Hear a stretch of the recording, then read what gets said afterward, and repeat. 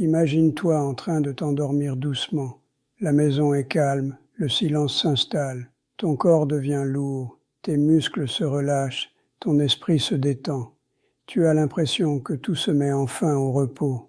Et pourtant, à l'intérieur, ton organisme continue de travailler. Ton cœur bat, tes vaisseaux sanguins réagissent, ton cerveau reste actif. Parfois même, il lutte en silence. Car pendant que tu dors, une bataille invisible peut se jouer. Et certaines habitudes du soir, en apparence anodines, peuvent, sans que tu le saches, préparer le terrain à un accident vasculaire cérébral, un AVC. Un AVC peut survenir en quelques secondes. Il peut bouleverser la parole, la mémoire, les mouvements et parfois même la conscience. C'est aujourd'hui l'une des principales causes de décès et de handicap dans le monde. Bienvenue sur la chaîne Santé et Bien-être. Je suis le docteur Narcisse et mon rôle n'est pas de te faire peur mais de t'éclairer. Parce que comprendre ce qui se passe dans ton corps, c'est déjà agir pour te protéger. Cette vidéo a pour but de t'aider à identifier des comportements du soir qui fragilisent ton cerveau pendant la nuit et surtout à les corriger. Ce que ton corps vit réellement pendant la nuit. La nuit, ton organisme entre dans un état d'autorégulation très délicat. La pression artérielle diminue, le rythme cardiaque ralentit, la respiration devient plus profonde et plus lente. C'est un moment clé. Soit ton corps se régénère, soit il se dérègle. Et c'est précisément dans cet équilibre fragile que certaines habitudes nocturnes deviennent de véritables bombes silencieuses. Première erreur fréquente, se coucher juste après un repas copieux. Après un dîner abondant, tu ressens peut-être cette lourdeur, cette envie immédiate de t'allonger. Mais à ce moment-là, ton corps est loin d'être prêt au repos. Ton foie est en pleine activité, la glycémie augmente, le sang devient plus visqueux et la pression artérielle peut s'élever discrètement. Lorsque tu te couches trop vite, la digestion et le système cardiovasculaire entrent en concurrence. Le sang afflue vers l'appareil digestif, le cœur doit forcer davantage et la tension monte. Chez les personnes déjà fragilisées, cette situation peut devenir dangereuse. La bonne habitude est simple mais essentielle, manger léger le soir et attendre au moins 2 heures avant d'aller dormir. C'est un geste de prévention fondamental pour ton cœur et ton cerveau. Deuxième habitude risquée, l'alcool avant le coucher. Beaucoup pensent qu'un verre d'alcool aide à se détendre. En réalité, c'est un faux ami. L'alcool provoque d'abord une dilatation des vaisseaux sanguins, ce qui donne une sensation de relaxation. Mais cet effet est rapidement suivi d'un resserrement brutal des artères. Cette alternance crée un stress intense pour le système vasculaire. Pire encore, l'alcool perturbe le sommeil paradoxal, une phase essentielle durant laquelle le cerveau se répare et régule la pression artérielle.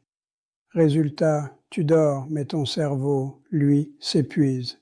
Et cette fatigue invisible augmente significativement le risque d'AVC nocturne. Troisième erreur sous-estimée, dormir avec la tête trop basse.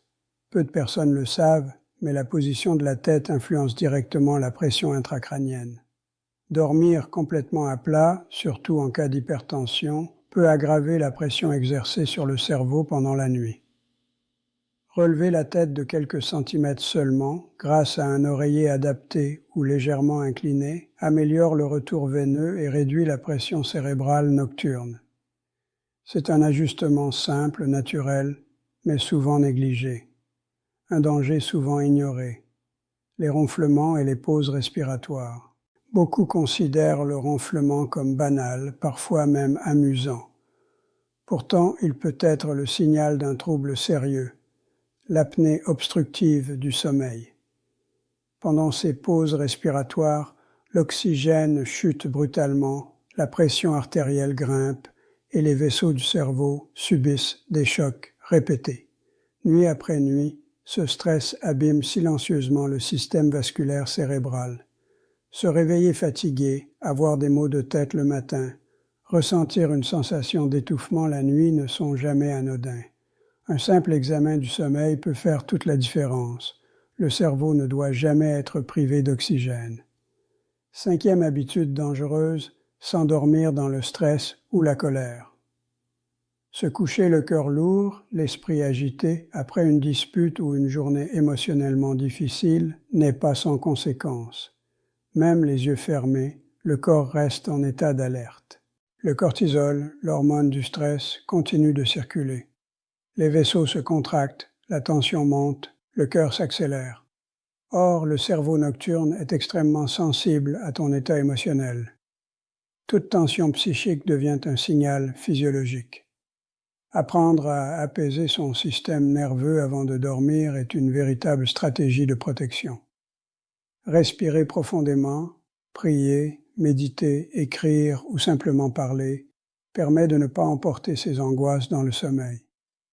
Les excitants du soir, café, thé noir, boissons énergisantes. Même en petite quantité, la caféine stimule le système nerveux pendant plusieurs heures. La nuit, ton corps n'est plus capable de compenser ces variations. La pression artérielle reste élevée, le cœur travaille davantage et les petits vaisseaux cérébraux s'usent silencieusement. Ce n'est pas une question de dose, mais de moment. Boire un excitant trop tard prive ton cerveau de sa phase de réparation profonde. Le manque de sommeil, un facteur majeur de risque. Dormir moins de 6 heures par nuit, même ponctuellement, dérègle les mécanismes de protection vasculaire. Normalement, la pression artérielle baisse naturellement pendant le sommeil. Chez les personnes en manque de sommeil, cette baisse ne se produit plus. Résultat, les artères restent sous tension, leurs parois se fragilisent et les micro-vaisseaux du cerveau peuvent céder. Dormir n'est pas un luxe, c'est un acte de prévention vitale. C'est aussi la nuit que le cerveau élimine ses déchets grâce à un système de nettoyage interne. Sans sommeil profond, ce système ralentit, les toxines s'accumulent et le risque d'AVC augmente. Enfin, attention aux médicaments pris sans avis médical. Somnifères, calmants ou relaxants pris le soir peuvent donner l'illusion d'un meilleur sommeil. En réalité, certains ralentissent la respiration, altèrent la circulation cérébrale et diminuent l'oxygénation du cerveau. Chez les personnes souffrant d'hypertension, de cholestérol élevé ou de troubles circulatoires, cette combinaison peut devenir dangereuse. Pour mieux dormir, la solution ne doit jamais commencer par une pilule, mais par des habitudes saines et un avis médical adapté. Avant toute chose, il faut commencer par comprendre pourquoi le sommeil te fuit. Est-ce le stress accumulé dans la journée, une digestion difficile, l'exposition prolongée à la lumière bleue, l'anxiété, le manque d'activité physique? La vérité, c'est que ce sont ces réponses-là, et non les comprimés pris à la légère, qui permettent de restaurer l'équilibre naturel du corps. Un médicament peut parfois aider ponctuellement, mais il ne remplace jamais une cause identifiée et corrigée. Et si un soutien médical est nécessaire, alors oui, parle-en avec ton médecin. Mais ne t'en remets jamais uniquement à ton instinct. Et puisqu'on parle de soutien vital, abordons maintenant un élément aussi banal qu'essentiel, l'eau. On n'y pense presque jamais, pourtant pendant la nuit, ton corps perd entre 0,5 et 1 litre d'eau, simplement par la respiration et la transpiration. Et cette perte, même modérée, suffit à épaissir le sang. Plus le sang devient visqueux, plus le cœur doit forcer, plus les vaisseaux se tendent, et cette combinaison crée un terrain idéal pour la formation d'un caillot. Une étude menée par l'Université de Tel Aviv a montré que les personnes légèrement déshydratées présentaient un risque 2 fois plus élevé d'AVC ischémique. Pourquoi? Parce que la déshydratation rend le sang plus dense, ralentit la circulation et favorise la coagulation. Inutile de boire 1 litre d'eau avant d'aller dormir. Non. Mais un petit verre, juste assez pour compenser les pertes nocturnes, peut suffire à préserver ton équilibre vasculaire. Il faut bien comprendre une chose essentielle. Le sommeil n'est pas seulement un repos. C'est un véritable laboratoire biologique où le corps ajuste, répare, nettoie et purifie. Dès que tu prives ce système d'un élément clé, l'oxygène, le calme, l'eau ou le repos, tout le mécanisme se dérègle. Dormir trop peu, prendre des médicaments sans discernement et négliger l'hydratation forment ce que le docteur Narcisse appelle la triade silencieuse du risque vasculaire nocturne. Elle n'agresse pas le corps brutalement. Elle agit lentement, nuit après nuit, en abîmant les artères, le cerveau, puis le cœur. Alors une question s'impose. Comment inverser la tendance? Comment préparer ton corps à un sommeil qui protège au lieu de fragiliser? Pour répondre à cela, intéressons-nous maintenant aux habitudes nocturnes les plus insidieuses, celles que la science moderne pointe du doigt, la ventilation, la température, la position du corps, et ce petit objet que beaucoup gardent près d'eux chaque nuit sans imaginer les dégâts qu'il provoque. Imagine un cerveau privé d'air, enfermé dans une pièce trop chaude, saturé en CO2. Les vaisseaux se contractent. La tension artérielle grimpe. Le cœur accélère pour compenser. Pendant que tu dors en pensant te reposer, ton système vasculaire lutte pour survivre. La 9e habitude dangereuse est simple, mais redoutable. Dormir dans une chambre mal ventilée. Par peur du froid ou des courants d'air, beaucoup ferment tout. Mais en réalité, ils privent leur cerveau d'oxygène. Le CO2 s'accumule, la saturation en oxygène baisse, le sang s'épaissit. Moins d'oxygène signifie plus de pression. Plus de pression signifie plus de risque vasculaire. Une étude de l'Université de Copenhague a révélé que les personnes dormant dans une pièce mal aérée avaient une pression artérielle nocturne jusqu'à 20% plus élevée. Et ce n'est pas tout. L'air confiné favorise la chaleur et l'humidité, accentuant la déshydratation nocturne. Le sang devient encore plus visqueux. Résultat, les conditions parfaites pour un caillot. La solution est pourtant simple. Aère ta chambre 10 minutes avant le coucher et si possible, garde une fenêtre ou une porte légèrement entr'ouverte. Ton cerveau adore l'oxygène frais, c'est son carburant. Sans lui, il travaille dans le brouillard. Mais il existe une habitude encore plus sous-estimée, se retenir d'uriner pendant la nuit. Cela peut sembler anodin. Tu te réveilles, tu ressens l'envie, mais tu choisis de rester au lit. Grave erreur. Quand la vessie se remplit excessivement, elle envoie un signal de stress au système nerveux. Le corps libère alors de la noradrénaline, une hormone du stress. Résultat, la tension artérielle monte brutalement. Chez une personne dont les vaisseaux sont fragilisés par l'âge, le diabète ou l'hypertension, cette montée soudaine peut suffire à provoquer un accident cérébral. Des études japonaises ont montré que la pression artérielle pouvait augmenter de 15 à 25 mm de mercure chez les personnes se retenant d'uriner plusieurs heures la nuit. Répéter nuit après nuit, ces microchocs fatiguent le cœur et les vaisseaux. Donc écoute ton corps. Ton sommeil sera peut-être légèrement interrompu, mais infiniment plus sûr. Et enfin, la 10e habitude, la plus insidieuse de toutes, dormir avec son téléphone près de la tête, surtout en charge. Même en veille, un téléphone émet des champs électromagnétiques. En charge, il chauffe légèrement et perturbe la régulation électrique et thermique du cerveau. Résultat, sommeil fragmenté, système nerveux stimulé, tension artérielle anormalement élevée. Une étude de l'Université de Séoul, menée sur plus de 1200 personnes, a montré que dormir avec un téléphone à moins de 50 cm de la tête augmentait de 35% le risque de troubles du rythme cardiaque nocturne. Pourquoi? Parce que la lumière bleue et les micro-ondes perturbent la sécrétion de mélatonine, l'hormone clé du sommeil et de la réparation cérébrale. Sans obscurité complète et sans silence électrique, la mélatonine ne peut pas jouer son rôle protecteur.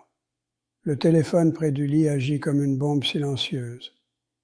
Alors éloigne-le d'au moins 2 mètres, mets-le en mode avion, et ne le charge jamais près de ton oreiller. La nuit, ton cerveau n'a pas besoin d'un réseau, il a besoin de paix. Tu connais maintenant les 10 pratiques nocturnes les plus dangereuses. Mais comprendre ne suffit pas. Ce qui compte, c'est d'agir. Dans la suite, le docteur Narcisse t'expliquera comment transformer ta routine du soir en rituel protecteur fondé sur la recherche médicale pour que chaque nuit devienne une phase de réparation et non un facteur de risque. Car le sommeil n'est pas une simple absence d'activité. C'est un moment d'équilibre, de reconstruction, de guérison. Avant de t'endormir ce soir, prends 3 minutes, juste 3 minutes pour t'arrêter, fermer les yeux et respirer lentement. Inspire profondément par le nez, puis expire doucement par la bouche. Très vite, tu sentiras ton rythme cardiaque ralentir, ta tension diminuer et ton esprit s'apaiser naturellement. Ce simple geste n'a rien d'anodin. Des chercheurs ont montré qu'une séance de respiration consciente de quelques minutes avant le coucher peut réduire la tension nocturne de plusieurs millimètres de mercure. C'est un effet comparable à celui d'un traitement léger contre l'hypertension, mais sans médicaments, sans effets secondaires et sans contrainte. Chaque petite habitude du soir peut devenir une véritable dose de médecine préventive. Ton corps ne réclame pas des solutions compliquées. Il demande simplement du calme, de l'équilibre et du respect. Dans cette vidéo de santé et bien-être, le docteur Narcisse t'emmène maintenant plus loin, au cœur du fonctionnement secret de ton cerveau pendant la nuit. Car pendant que tu dors, ton cerveau ne se repose pas vraiment. Il travaille, il régule et surtout, il se nettoie. Chaque nuit, ton cerveau entre dans une phase essentielle appelée le système lymphatique. Pendant le sommeil profond, de minuscules canaux s'ouvrent entre les cellules cérébrales. Le liquide céphalo-rachidien circule alors librement et emporte avec lui les déchets métaboliques accumulés durant la journée, dont certaines protéines toxiques impliquées dans le vieillissement cérébral. Mais ce mécanisme de nettoyage n'est efficace que si certaines conditions sont réunies. Un sommeil profond, une respiration calme, une bonne oxygénation et une tension artérielle stable. Dès que ce cycle est perturbé par le stress, la caféine, l'alcool, la chaleur excessive ou la lumière des écrans, le nettoyage s'interrompt. Les toxines s'accumulent, les artères cérébrales se fatiguent et les premiers déséquilibres vasculaires apparaissent. Un cerveau qui ne se nettoie plus, c'est comme une ville dont les déchets ne seraient jamais évacués. Progressivement, les circuits se saturent, la pression augmente et la circulation devient chaotique. Et lorsque cette pression dépasse un certain seuil, l'accident peut survenir. Heureusement, le corps envoie presque toujours des signaux d'alerte avant qu'un problème grave ne survienne. Le souci, c'est que beaucoup de personnes ne savent pas les reconnaître. Le premier signal à ne pas ignorer est le mal de tête matinal inhabituel. Pas une simple fatigue, mais une sensation lourde, diffuse, souvent localisée à l'arrière du crâne. Cela peut traduire une élévation nocturne de la pression intracrânienne ou une mauvaise oxygénation. Le deuxième signe est un engourdissement ou une faiblesse d'un seul côté du visage ou du corps au réveil. Même si cela disparaît rapidement, c'est un avertissement sérieux. On parle parfois d'accident ischémique transitoire, une alerte biologique à ne jamais banaliser. Le troisième signal est la confusion mentale ou la vision trouble au réveil. Tu es levé, mais ton esprit semble embrumé. Tu cherches tes mots, tu as du mal à te concentrer ou à te souvenir. Ce n'est pas simplement de la fatigue, c'est souvent le signe que la circulation cérébrale nocturne a été altérée. Enfin, un vertige soudain et inhabituel doit aussi alerter. S'il s'accompagne de nausées, de visions doubles ou de picotements, il faut consulter sans attendre. Ces signaux ne sont pas là pour faire peur, ils sont là pour prévenir. Le cerveau ne s'effondre jamais du jour au lendemain, il prévient doucement mais clairement. L'ignorer, c'est comme éteindre un détecteur de fumée parce que le bruit dérange. C'est pourquoi le docteur Narcisse insiste. La médecine préventive commence par l'écoute de soi. Mais il y a aussi une bonne nouvelle. Ton sommeil n'est pas seulement un temps de repos, c'est un véritable outil de régénération. Chaque nuit, ton cerveau peut réapprendre à réguler ta tension, ton rythme cardiaque et ta circulation sanguine à condition que tu l'aides. Premier levier, la respiration nocturne.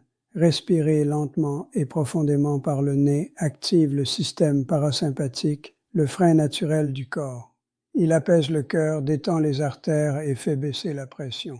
Deuxième levier, la posture. Dormir sur le dos, avec la tête légèrement surélevée et bien alignée avec la colonne, facilite la circulation cérébrale et réduit la pression interne. Un simple ajustement de l'oreiller peut transformer la qualité de ton sommeil. Troisième levier, le repos du système nerveux. Avant de te coucher, crée une transition. Baisse la lumière, coupe les écrans, ralentis volontairement. Le corps a besoin de comprendre que la journée est terminée. Quatrième levier, la conscience corporelle. Prends quelques instants pour relâcher mentalement chaque zone de tension, de la tête aux pieds. Cette pratique réduit le stress hormonal et améliore la santé vasculaire. Cinquième levier, la gratitude. Des émotions positives libèrent des substances qui dilatent naturellement les vaisseaux sanguins. Se rappeler 3 choses positives avant de dormir apaise littéralement le cœur. En combinant respiration, posture, silence, relaxation et gratitude, tu actives un véritable programme biologique de réparation. Tu donnes à ton cerveau l'occasion de se purifier et à ton cœur celle de se reposer. Mais la vigilance reste essentielle. Savoir reconnaître un signal, savoir quand consulter et transformer ses gestes en habitudes durables peut sauver une vie. Le docteur Narcisse le rappelle clairement sur la chaîne Santé et Bien-être. L'AVC n'est pas une fatalité. Il est souvent le résultat d'une accumulation de petits déséquilibres que l'on aurait pu corriger. Et la nuit est à la fois le moment où ces déséquilibres s'installent et celui où ils peuvent être réparés. Alors ce soir, lorsque tu éteindras la lumière, rappelle-toi, tu n'offres pas seulement du repos à ton corps. Tu offres à ton cerveau la chance de durer, de se protéger et de se reconstruire. Le cerveau est le chef d'orchestre de la vie. Prendre soin de lui commence dans le silence de la nuit, là où tout semble immobile mais où tout se joue. Dors bien, dors en conscience. Fais de ton sommeil ton meilleur allié pour la santé, ton rempart le plus fidèle contre la maladie et ton espace de renaissance.